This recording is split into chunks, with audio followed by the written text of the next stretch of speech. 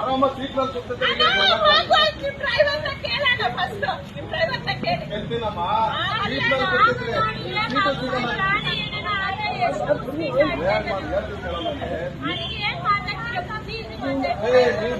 ಮಾತಾಡ್ತಾರೆ. ನಾನು ಹೇಳೋದು ಕೇಳೋ, ಅಲ್ಲಿ ಚೆಕಿಂಗ್ ಬಂದು ಕೇಸ್ ಮಾಡಿದ್ರೆ ಮನೆಗೆ ಹೋದ್ ನಾನು, ನೀವಲ್ಲ.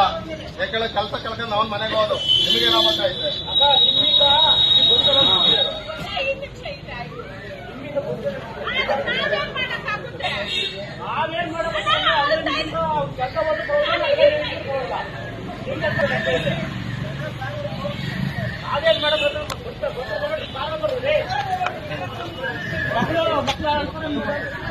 ಅಲ್ಲಿ ಅವ್ರಿಗೆ ಸಪೋರ್ಟ್ ಮಾಡ್ತಾರಲ್ಲ, ಅವ್ರು ಎದ್ ಬರ್ಲಿ ಮತ್ತೆ ಕರೆಯಕ್ಕೆ.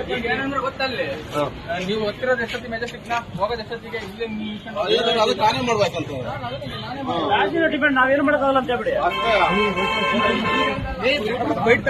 ಅವ್ರು ಹೇಳ್ತಾ ಇರ್ತಾರೆ ಆ ಕಾನೂನು ಪ್ರಕಾರ ಹೋಗಿ ನಾವು ಕೆಲಸಕ್ಕೆ ಮನೆಗೆ ಹೋಗ್ಬೋಣ.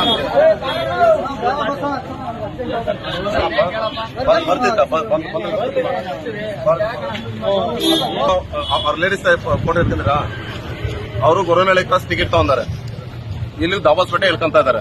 ಮುಂದೆ ಚೆಕಿಂಗ್ ನವ್ರು ಬಂದು ನನಗೇನಾದ್ರು ಬರೆದ್ರೆ ನಾನ್ ಕೆಲಸ ಕಳ್ಕೊಂಡು ಸಸ್ಪೆಂಡ್ ಆಗ್ತೇನೆ. ಸೊ ಅದಕ್ಕೆ ಅವ್ರನ್ನ ನಾವು ಇಳಿಸಿ ಬಿಟ್ಟು ಹೋಗ್ತಾ ಇರಲ್ಲ. ಅವ್ರ ಬಸ್ ಬಂದು ಹತ್ಕೋಬೇಕು, ನಾವು ಗಾಡಿ ತೆಗಿತೀನಿ. ಅಲ್ಲೇ ತನಕ ಗಾಡಿ ತೆಗಿಯಲ್ಲ. ಅವ್ರು ಹೋಗಿ ಒಂದು 10 ನಿಮಿಷ ನೀರೇ ಬರ್ತೀವಿ ಅಂತ ಹೇಳ್ತಾ ಇದಾರೆ. ಬರಲಿ ಅವ್ರು ಬರೋ ತನಕ ನಾನು ಗಾಡಿ ತೆಗಿಯಲ್ಲ. ಯಾಕೆಂದ್ರೆ ನಾವು ಕೆಲಸ ಕಳ್ಕೊಂಡು ಹೋಗ್ತಾ ಇರಲ್ಲ. ಬಾರಮ್ಮ ಆಯ್ತಾನಮ್ಮ ಬರಮ್ಮ, ಈಗ ಬರಮ್ಮ ಅವ್ರನ್ನ ಇವ್ರು ಅಂತ ಹೇಳಿ